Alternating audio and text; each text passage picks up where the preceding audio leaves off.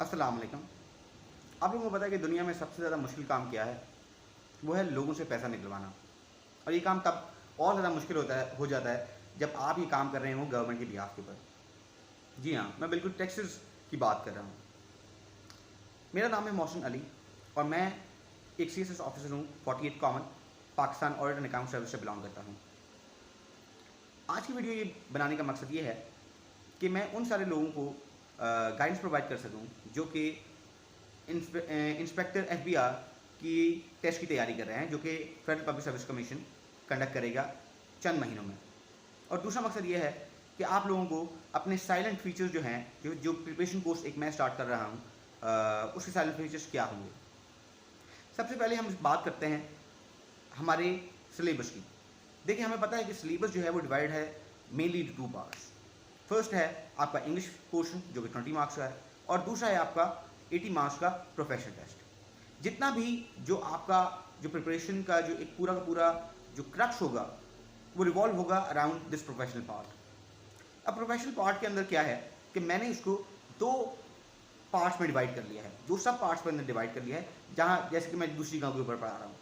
तो वहाँ पे हमने क्या किया है कि हमने इसको इस चीज़ के अंदर कन्वर्ट किया है कि जो करंट डेवलपमेंट्स हैं उससे रिलेटेड प्रोफेशनल पार्ट के अंदर क्या क्या चीज़ें आएंगी। उसके अंदर है आपका इकोनॉमिक सर्वे ऑफ पाकिस्तान, इंतहाई इंपॉर्टेंट है।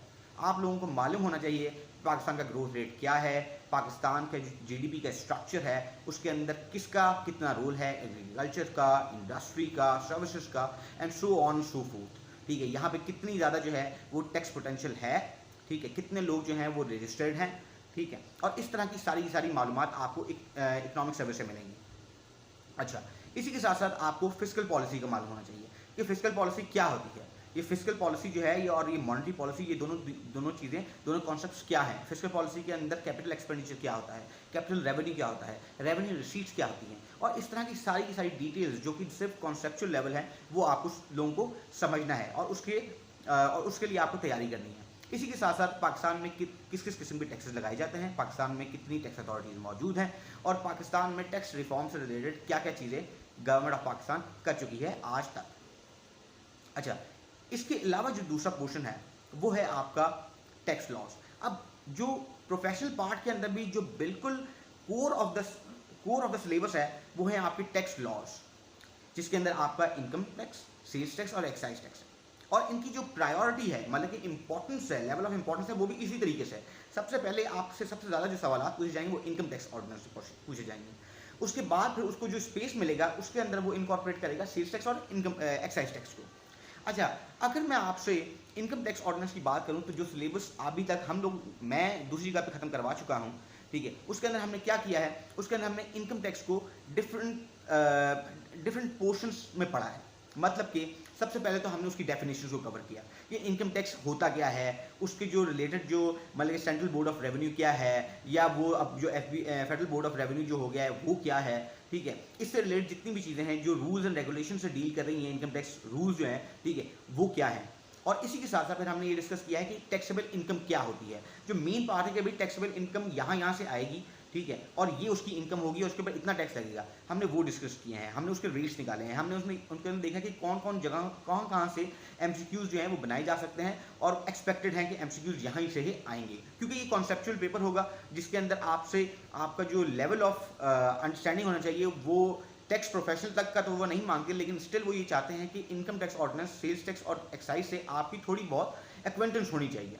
अच्छा, इसी तरीके से हमने हेड्स ऑफ इनकम के बारे में पढ़ा है कि सैलरी का एक हेड होगा, एक बिजनेस का होगा, एक प्रॉपर्टी का होगा, एक कैपिटल गेन्स का होगा, और फिर दूसरे अदर सोर्सेज ऑफ इनकम होंगे। और हमने इसको इन डेप्थ एनालिसिस हमने किया है इसका कि इसके अंदर क्या क्या चीज़ें इन्वॉल्व होंगी या कौन कौन से एमसीक्यूज आ सकते हैं इससे रिलेटेड, जिस तरीके से अगर कि आपको डिडक्शंस कहाँ पे अलाउड है, आपकी टैक्सेबल इनकम जो है बिजनेस के अंदर वो कहाँ से आएगी, ठीक है, और इस तरीके से अगर डेप्रिसिएशन का कॉन्सेप्ट है तो वो क्या है बिजनेस के अंदर, कैपिटल गेन्स जो है वो अगर आप 1 साल के लिए चीज़ें होल्ड करते हैं तो उसके ऊपर आपको कितना टैक्स देना पड़ेगा।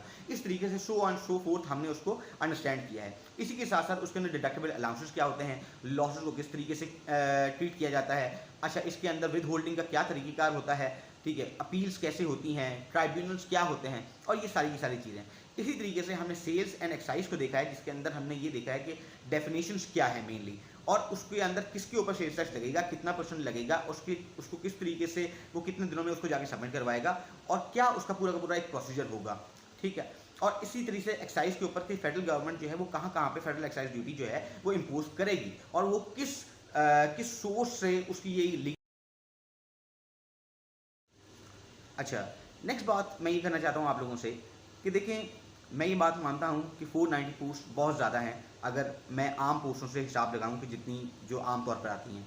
लेकिन इसका मतलब ये नहीं है कि सारे के सारे लोग जो इसके लिए प्रिपेयर कर रहे हैं और इसके लिए एस्पायर कर रहे हैं वो वो FBI इंस्पेक्टर बन जाएंगे।